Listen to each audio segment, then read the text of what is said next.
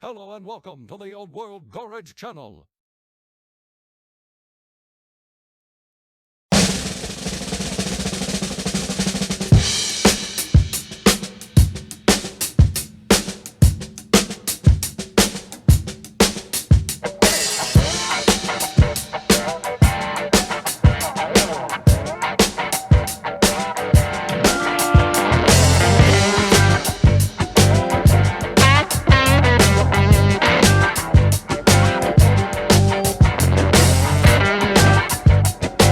Hey guys, it's Elvis, and as you might can guess from the background, I'm in Spain now.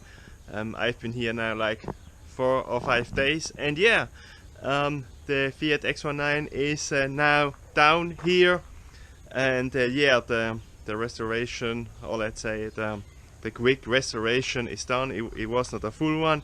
I wanted to make a lot more of videos and yeah, catch all the stuff I made to the car, but I was like on a deadline, and yeah, at the end filming everything was not in there, just time-wise. Yeah, but the car made it without any single issue. It really went fabulous, and I'm quite happy about it. Yeah, and I was also very happy and astonished about the fuel consumption, because it was like 6 liters on 100 kilometers. I think that's very low.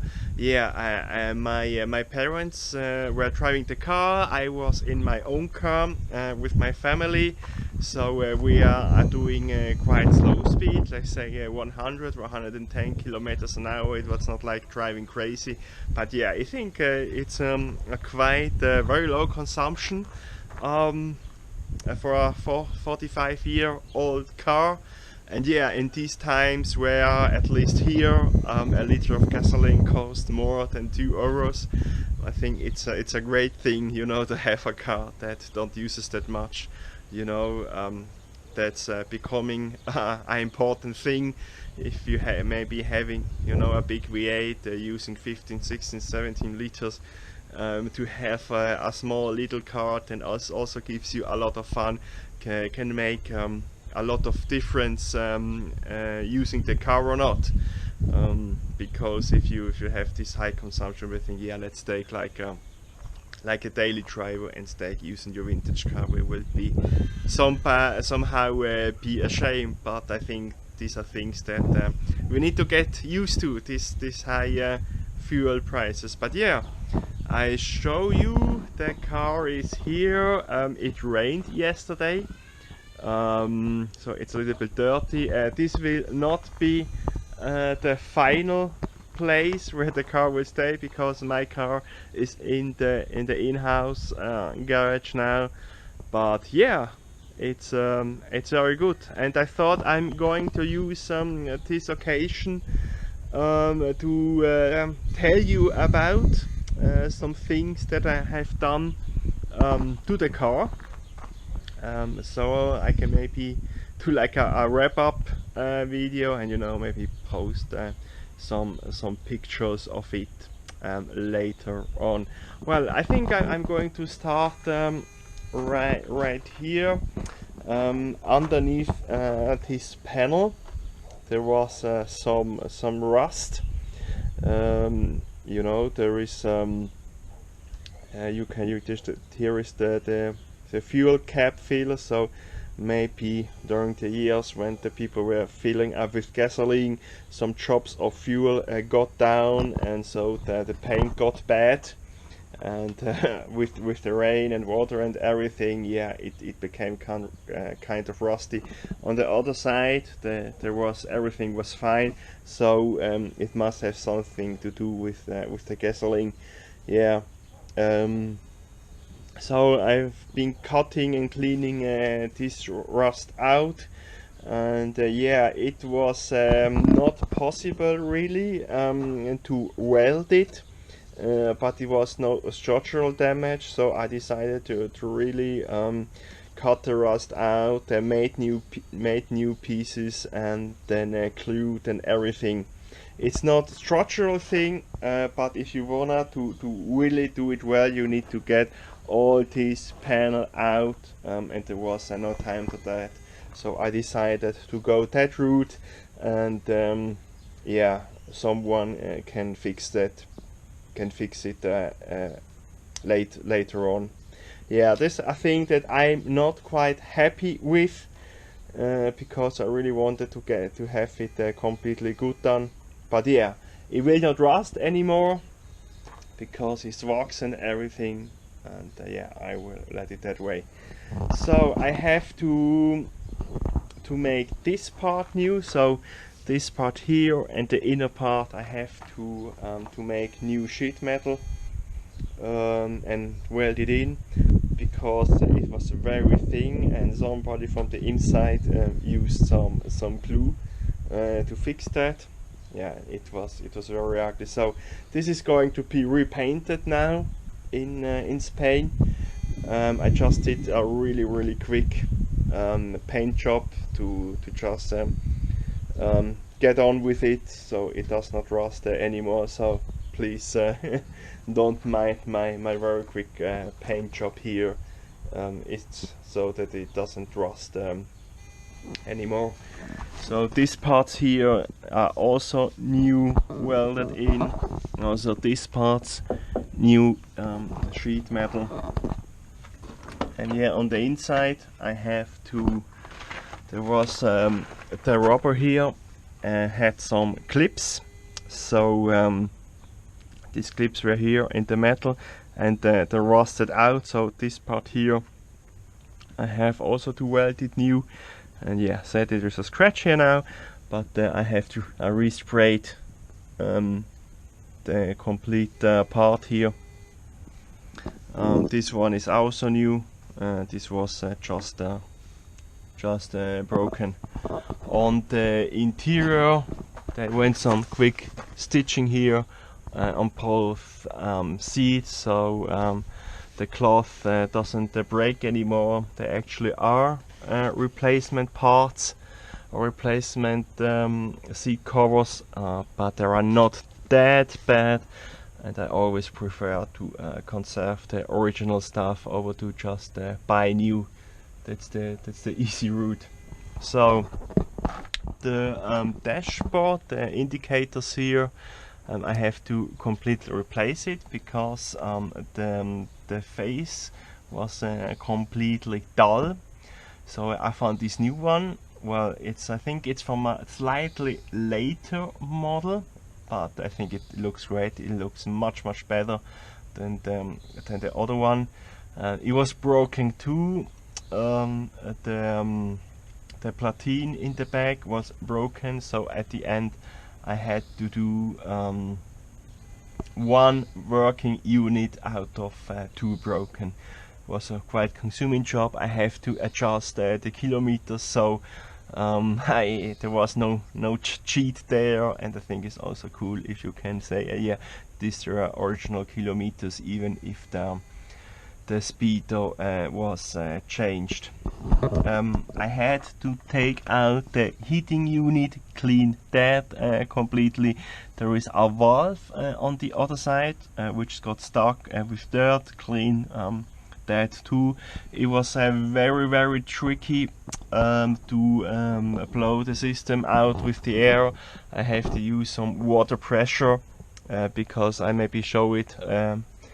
The water hoses are quite weird placed, so the water doesn't get out well of the system.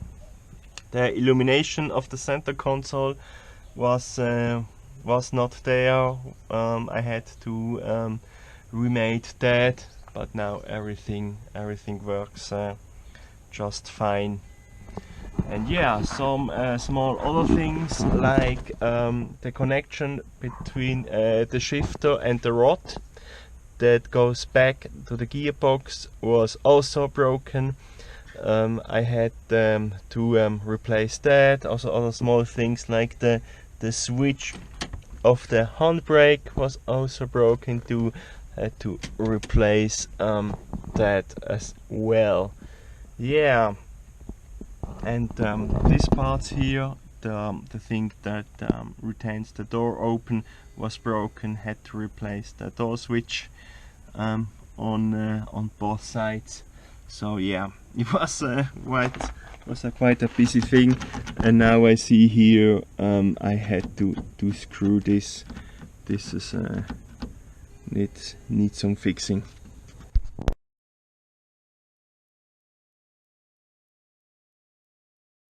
You know, it's a small car, mostly for the summer, and so the heater doesn't get used often, and the heater valve stays closed, so all the dirt there is in the cooling system will just get stuck there and get more.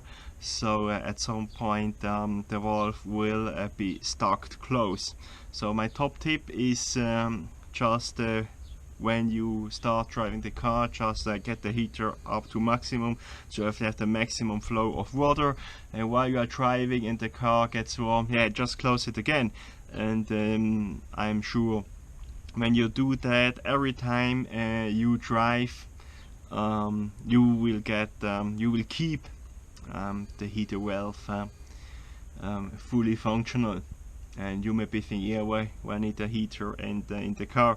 Well, I think my parents were quite happy while we were driving in the night, and really you got these temperatures, you know, not that much cold, but like 15 degrees Celsius outside. They were quite happy to have a full function heater. Because it makes driving so much enjoyable when you're not having cold feet, does it? Well, so let's move ahead here.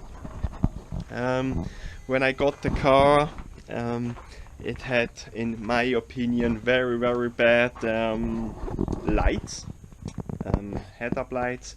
So I just went and made a complete new wiring for the headlights, and now that completely transformed the car. It's I think a very common update many people do on their cars. I've got here a wire, very big 6 cubic millimeters wire directly from the battery. I've got a fuse there underneath the cover, so don't worry about that. Now I have here a relay installed, which goes with the ignition switch, and then 2 wires here to these 2 relay, one for driving lights and the other one for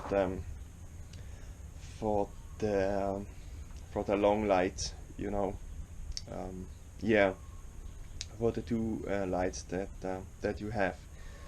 So yeah, I have done this wiring here completely new, and that really transform it, so you are really able to drive the car at night. When I got the car, you couldn't like use the headlights and use like the wipers at the same time. If you use like the indicator switch using the wipers and the lights, the car almost cut off, because I think the voltage just drop it there, or I don't know. So with this mod, the headlights get enough power directly from the battery, and yeah, it works perfect now. One other thing is that the car got welded there and welded there. That was yeah, not so nice, really yeah, just patching it over. So I just covered all the welding and on both sides, and just repainted this whole area, because somebody just used some black paint to cover everything up. So yeah, it's not perfect. I probably cut everything open if I would have the time, and it was my car, but yeah, so it was like trying to fix the bad repair. You can see here the car had a small accident. I have been told that the clutch slave cylinder was leaking, or well, they didn't know that, but just the clutch had no fluid in it, so when with the person tried to start the car, it just bump started into the wall. So yeah, it got some damage there. I reckon it must have been some good starter to that damage, but yeah, that's the story. Also the front grille is a little bit broken there, yeah, but that's okay. It's a 45-year-old car, and the plan was not to completely restore it. I have done some works conservation on the complete cars, and not just here but everything. The doors, it's completely waxed up. So sadly we cannot see the new brakes, also new wheels. I will paste some pictures of that, and also some badly fixed weldings on behind. I think on all the four corners I have tried to conserve that, so it will not rust anymore. Also need to make a small welding on this part, and behind the wheel, this inner wheel house cover, also some welding. This car came originally with some Carello fog lights, and replaced that with some daylight driving lights. There are mandatory in Switzerland, but some people think they are ugly. I think they are quite okay, and my reason is pretty basic why I do that, why I upgrade that on classic cars. Well, I think if you're driving like a small car, a vintage car, with you know no safety features like an airbag or something, you really need other people to see you in early, because you have no security features like you know, a very strong chassis and everything like that. So active and passive safety features are not there, and I think that's a very easy mod to do, just to get at least a little bit more peace of mind if other people they are driving on the street can see you as early as possible when getting out to a main street or something like that. So yeah, I hope you guys forgive me on that, but I'm really doing that on all my cars. Maybe not using LED driving lights, but because this car has pop-up headlights, yeah, I don't know, it will look very ugly, and you know, somehow break the charm of the car if you have to drive all the day with open headlights. I could get maybe a used set of Carello fog lights, and you know, dim that to 50-60%. But yeah, getting those lights and then you know getting an electrical circuit built or buy it, it will be also very expensive, and these were actually very cheap. So, and when the car is driving behind you, it looks quite nice. It looks kinda aggressive, so I like it. But well, this side of the door is the same as on the other one. I have to do here some welding, here some welding. The rubber sealing was broken because when the years getting in and out of the car, it got broken. It has these levers to open the boot and the engine lid. So this one got this now. Yeah, an electrical opener, which I thought will very practical when driving on a long trip. So under the engine lid, everything stock, just replaced this air hose, and this is a specialty on this car.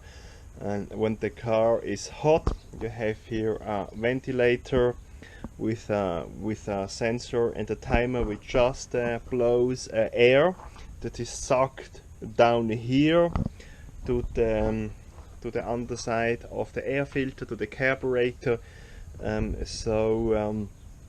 The carburetor does not get too hot for warm starting. You know, the fuel there will just get vaporized, and you will have a hard time starting the car when it's hot and you are in hot conditions. Yeah, I upgraded to a Petronics ignition with the coil, some new wires there. Sadly, the wire from the coil to the distribution cable was way too short, but I found an old one in my spare parts, so it worked just perfectly. New clutch slave cylinder hose, new clutch slave cylinder itself, the new thermostat down there, the completely cooling system. I flushed it and filled completely new. From this side, new, you can just see it right here, new engine mount, a new belt, new camshaft belt. Yeah, timing belt is the right name. And changed the complete oil from the engine twice. The first time with some engine flusher to get all the mud out of it, worked perfectly. The car used that on the roughly 2000 kilometers, no oil. And this is what I was talking about before. This is the two hoses that go to the front, to the heater radiator, and it is very hard to get the air out of it, so I detached, I think it was this one, and just got some pressure water until it make you heard some bubbles from the front, and then the air was out, and finally the heater started to work. One thing I didn't done was checking the valve clearances. This car has shims, but I think there's something I'm going to do when I'm back maybe next year on holidays to my parents' house here down in Spain, and maybe just check them. The problem is you need to check the clearances and then calculate which new shim you need, and then order the shims. You probably will need to wait some days, and then you can install the new shims. And here I have not my workshop, and maybe it's you need, I don't know if you need a special tool to press down the valves and then get the shims out. Yeah, maybe it will be a little bit tricky, don't having all the tools, but I will give it a thought and maybe bring all the tools with me. Also got a new stainless exhaust from Italy. I think the brand name was Lotus. I got it from a dealer in Austria. Yeah, it sounds quite nice, but let me see if I can show you. Yeah, probably you guys can see it now. You see the paint is gone on the right side of the exhaust, because the two tubes from the header just come there, and it gets too hot. I think that's a poor design, because the pipes get just straight into the silencer instead having like a bending inside the the silencer, so the flow is better, and just the outer wall does not get too hot. But yeah, it was more of a cheap silencer. I think it's really stainless, so I'm happy about that. And that sounds nice, and it doesn't get too loud even if it's hot and you're driving long. So it's quite okay. I think if I had the budget or it was my car, I would choose maybe another option with a full set of headers and custom made exhaust, because yeah, I prefer more of quality, and my parents are more yeah, they are not sure what they are getting, and they only see the price. Wheels, I got them used from Switzerland. They will also be legal in Switzerland, because they're only 5 inches width and the original 13-inch rim high. So it's just perfect, the original sizes, but just in alloy instead of steel, with 165 70-13 rubber on it. Yeah, I'm very happy. I needed to use you guys don't see it, a 5mm inch spacer, because you guys you are gonna love the first time I put the wheel on it. It was just turning very perfect. I said, yeah, that's just it. But then I replaced the front brake pads, so the brake caliper just went that little more to the outside, so the wheel here just started to touch the brake caliper. But yeah, just with new brake pads, with the old ones, it was working perfect. Yeah, something I had to laugh at. So I just got for all 4 corners new wheel spacers, 5mm just. They are original, they already have 5mm spacers out of steel, but I thought, yeah, let's just get alloy ones, just for my own peace of mind. So far it's like about now 11 months that I bought it in Switzerland, but I was busy with other projects, so I had like 3 months to get everything done, and it was more of that. I thought I don't like the car from the bodywork point of view. To get it to really a good level, it really needs much work, especially here when it does not, the form is not correct, or these parts down here which are not exactly correct. You know, this here is where you, with the 2 sheet metals come together, you can see that, you can see it here, but not further down here. The things I was talking about here, these are things that I don't like. I think they will need some more work in the future.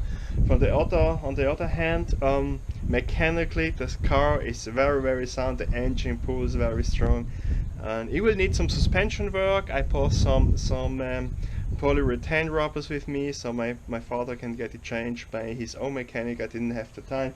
Maybe upgrade, yeah, more suspension bushings, and it will be perfect.